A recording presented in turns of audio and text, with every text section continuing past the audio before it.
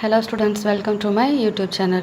Okay, so இன்னைக்கு என்ன பார்க்க போகிறோம் அப்படின்னா ECE ஸ்டூடெண்ட்ஸ் எழுதுகிற ECE and biomedical students paper maths paper M3 இருக்குல்ல அதை தான் பார்க்க போகிறோம். பேப்பர் கோட் என்னென்னா MA3355, பேப்பர் நேம் வந்து random process and linear algebra. Okay, இந்த சப்ஜெக்ட் இந்த பேப்பரில் வந்து ஃபஸ்ட்டு 3 யூனிட்ஸ் வந்து ரேண்டம் ப்ராசஸ், லாஸ்ட் 2 யூனிட்ஸ் வந்து லீனியர் அல்ஜிப்ரா. இதை பேஸ் பண்ணி தான் இருக்கும். ஸோ நம்ம இப்போ பார்க்க போகிறது first unit probability and random variables. Okay, introduction.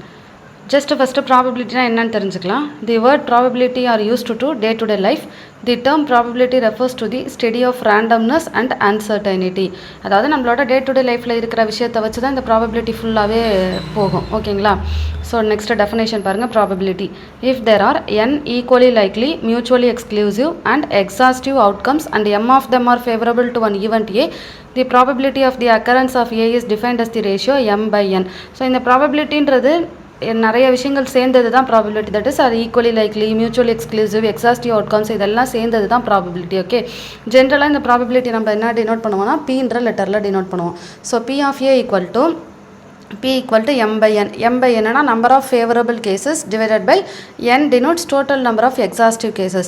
அதாவது சிம்பிளாக சொல்லணும்னா நம்ம ஒரு விஷயம் எடுக்கிறோன்னா அந்த விஷயத்துலேருந்து மொத்தமாக இருக்கிறதும் அதுலேருந்து நமக்கு என்ன கிடச்சிருக்கிறதும் அதை ரெண்டுத்தையும் டிவைட் பண்ணுறது தான் அந்த probability. So the probability of an event will not happen. அதாவது அந்த இடத்துல அந்த ஈவெண்ட்டை நடக்கலை அப்படின்னா அதுக்கு என்னென்னா P + Q = 1 அப்படின்னு எடுத்துகிட்டு Q = இந்த P வந்து ப்ளஸில் இருக்குது, ஈக்குவல்ட்டுக்கு இந்த சைட் போகும்போது மைனஸ். ஸோ Q = 1 - P இப்படி டினோட் பண்ணுவோம். Next axioms of probability. அதாவது ஆக்சியம்ஸ் ஆஃப் ப்ராபபிலிட்டினா ஒரு ரூல் இந்த கண்டிஷன்லாம் இருக்கும் அப்படின்ற மாதிரி. ஓகே, ஸோ ஃபஸ்ட் பாயிண்ட் என்னென்னா P of A greater than or equal to 0. அதாவது ப்ராபபிலிட்டி நெவர் பி நெகட்டிவ். இப்போ நம்ம ஒரு சம் சால்வ் பண்ணி ப்ராபபிலிட்டி வேல்யூ கண்டுபிடிக்கிறோன்னா அந்த வேல்யூ வந்து நெகட்டிவில் இருக்கவே இருக்காது. அதனால தான் greater than or equal to 0 என்ன 0 இருக்கலாம், அதுக்கப்புறம் இருக்க பாசிட்டிவ் வேல்யூஸ் இருக்கலாம். ஸோ அதுதான் இந்த ஃபஸ்ட் ரூல்.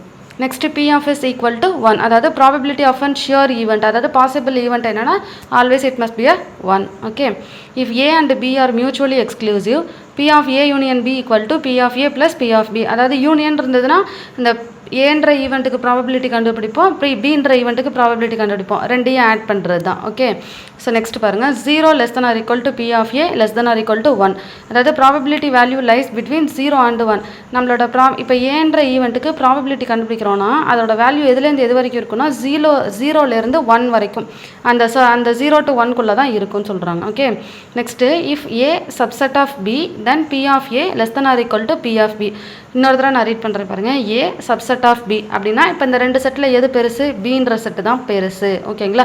Bன்ற செட்டுக்குள்ளே தான் எது இருக்குது? ஏன்னு இருக்குது. அதாவது இதுதான் Bன்னு வச்சுக்கோங்களேன், இந்த செட்டு தான் B.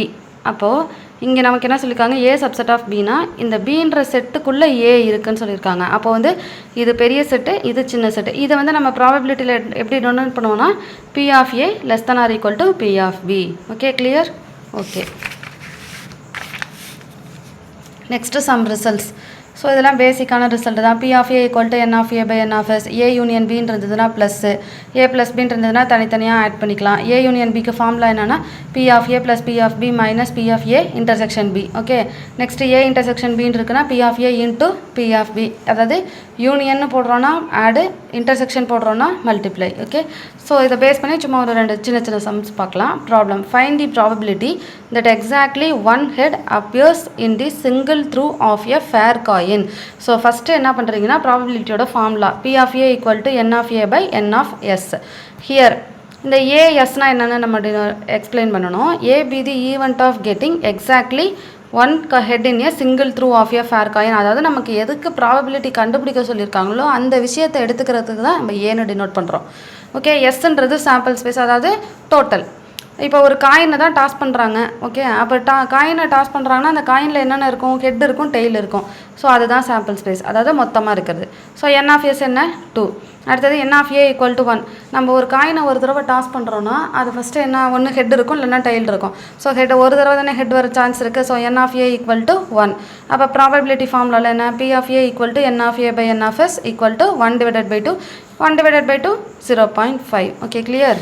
ஓகே, நெக்ஸ்ட்டு பாருங்கள். Find the probability of the sum of the faces of die will give 7 when throwing 2 dice at a time. Okay, so probability of எதுக்கு ப்ராபபிலிட்டி கேட்டிருக்காங்க, சம் ஆஃப் தி ஃபேஸஸ், அதாவது 2 dies, ஒரு டைஸ்க்கு 6 இருக்கும் அந்த மாதிரி, அதாவது டைஸ்னால் அந்த பகடை 6 இருக்கும், 2 டைஸை வந்து த்ரோ பண்ணுறாங்க. அந்த த்ரோ பண்ணும்போது நமக்கு வந்து 1,1 2,2 நம்பர் கிடைக்கும்ல, அதில் வந்து எந்த 2 நம்பரை ஆட் பண்ணோன்னா நமக்கு 7 வருதோ அதெல்லாம் தான் நம்மளோட ப்ராபபிலிட்டி எடுத்துக்கணும்னு சொல்லியிருக்காங்க.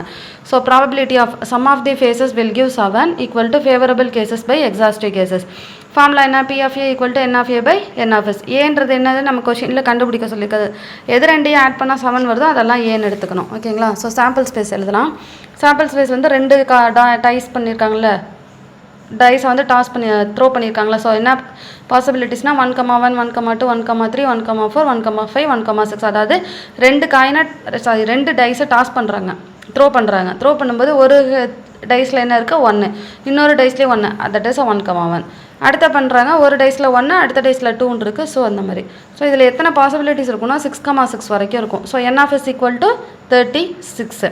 இப்போ நமக்கு என்ன சொல்லியிருக்காங்க, இங்கே இருக்கிறதுல எந்த 2 நம்பரை ஆட் பண்ணால் நமக்கு 7 வரும் அப்படின்றதெல்லாம் ஃபைண்ட் அவுட் பண்ணணும். ஸோ ஃபஸ்ட்டு ரோவில் பாருங்கள் என்ன இருக்குது, 1,6, 1ஐயும் 6ஐயும் ஆட் பண்ணோம்னா 7. ஸோ 1,6 எழுதியிருக்கோம். நெக்ஸ்ட்டு இதில் பார்த்தோம்னா 2,5, நெக்ஸ்ட் இதில் பார்த்தோம்னா 3,4, அடுத்ததில் 4,3 5,2 6,1, இது எல்லாத்தையும் வரிசையாக எழுதிக்கிறோம் ஏ. ஸோ எத்தனை இருக்குது, 1 2 3 4 5 6 இருக்குது. N of A equal to 6. Formula என்ன, P of A equal to N of A by N of S. N of A ஓட வேல்யூனா 6, N of S ஓட வேல்யூ 36, 2 கேன்சல் பண்ணோம்னா 1/6. ஓகே.